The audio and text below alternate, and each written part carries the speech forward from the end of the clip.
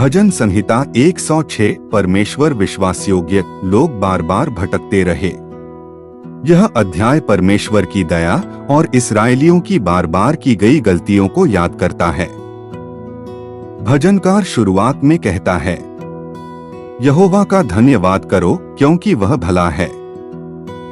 फिर वह इस्राएल के इतिहास को याद करता है और दिखाता है कि कैसे लोगों ने बार बार परमेश्वर को भूल दिया। उन्होंने लाल समुद्र के पास शिकायत की, जंगल में लालच किया, सोने के बछड़े की पूजा की और परमेश्वर पर भरोसा करने के बजाय अपनी इच्छा चुनी। फिर भी हर बार परमेश्वर ने पूरी तरह उन्हें नष्ट नहीं किया, उसने दया दिखाई। यह अध्याय हमें इंसानी कमजोरी दिखाता है। लोग जल्दी आशीष भूल जाते हैं और भटक जाते हैं, लेकिन यह परमेश्वर की करुणा भी दिखाता है। वह बार बार अपने लोगों को वापस बुलाता है। मुख्य सीख, इंसान जल्दी परमेश्वर को भूल जाता है। परमेश्वर दया और धैर्य से भरा है। गलतियों को मानकर लौटना जरूरी है। भजन संहिता 107 उसने उन्हें छुड़ा लिया। यह अध्याय उन लोगों की कहानियों से भरा है जिन्हें परमेश्वर ने संकट से बचाया। कुछ लोग जंगल में भटक रहे थे, कुछ अंधकार में कैद थे, कुछ बीमारी से टूट गए थे और कुछ समुद्र के तूफानों में फंसे थे। लेकिन हर बार एक बात दोहराई जाती है। तब उन्होंने संकट में यहोवा की दुहाई दी और उसने उन्हें छुड़ा लिया। यह अध्याय दिखाता है कि चाहे इंसान किसी भी हालत में हो, परमेश्वर उसकी पुकार सुन सकता है। भजनकार लोगों से कहता है कि वे परमेश्वर की करुणा और उसके अद्भुत कामों के लिए धन्यवाद करें।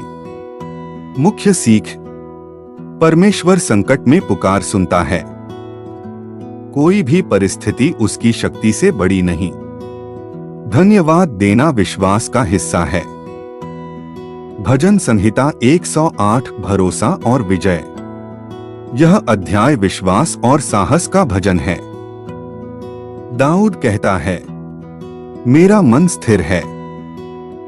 हालांकि चुनौतियां अभी भी हैं, लेकिन उसका दिल डर में नहीं डगमगा रहा। वह सुबह सुबह परमेश्वर की स्तुति करने की बात करता है। उसका भरोसा परिस्थितियों पर नहीं, बल्कि परमेश्वर की करुणा और सच्चाई पर है। फिर वह सहायता के लिए प्रार्थना करता है, क्योंकि वह जानता है मनुष्य से मिलने वाली सहायता व्यर्थ है। अंत में वह विश्वास से कहता है कि परमेश्वर के साथ वे वीरता से काम करेंगे। मुख्य सीख, स्थिर हृदय विश्वास से आता है। इंसानी सहायता सीमित है। परमेश्वर के साथ विजय संभव है। भजन संहिता 109 अन्याय और विश्वासघात के बीच प्रार्थना। यह अध्याय बहुत गहरे दर्द से भरा है। दाऊद उन लोगों से दुखी है जिन्होंने उसके साथ बुराई की, जबकि उसने उनके साथ भलाई की थी। वह कहता है, उन्होंने मेरे प्रेम के बदले मुझसे बैर किया। विश्वासघात और झूठे आरोप इंसान को अंदर से तोड़ सकते हैं। दाऊद अपना दर्द परमेश्वर के सामने खुलकर रखता है।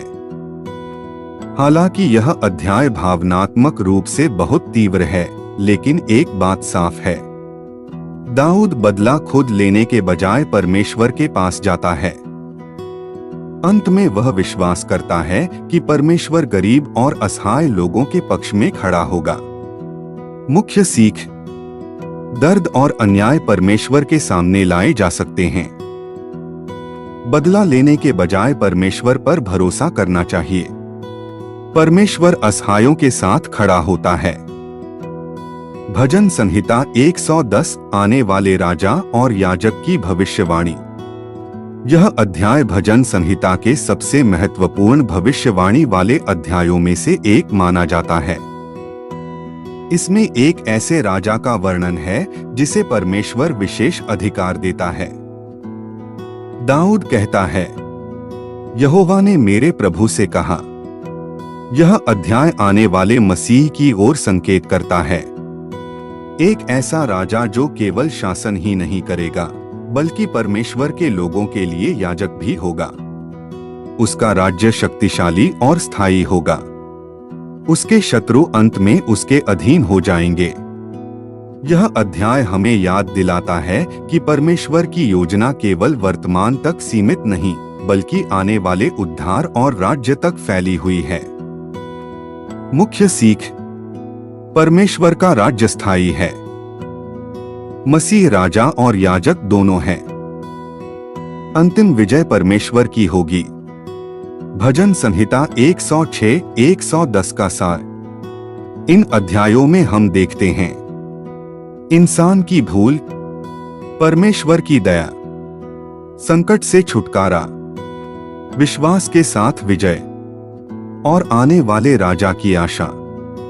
ये अध्याय हमें सिखाते हैं कि लोग बार बार गिर सकते हैं, लेकिन परमेश्वर बार बार उठाता है। वह संकट में सुनता है और उसकी अंतिम योजना विजय और उद्धार की है।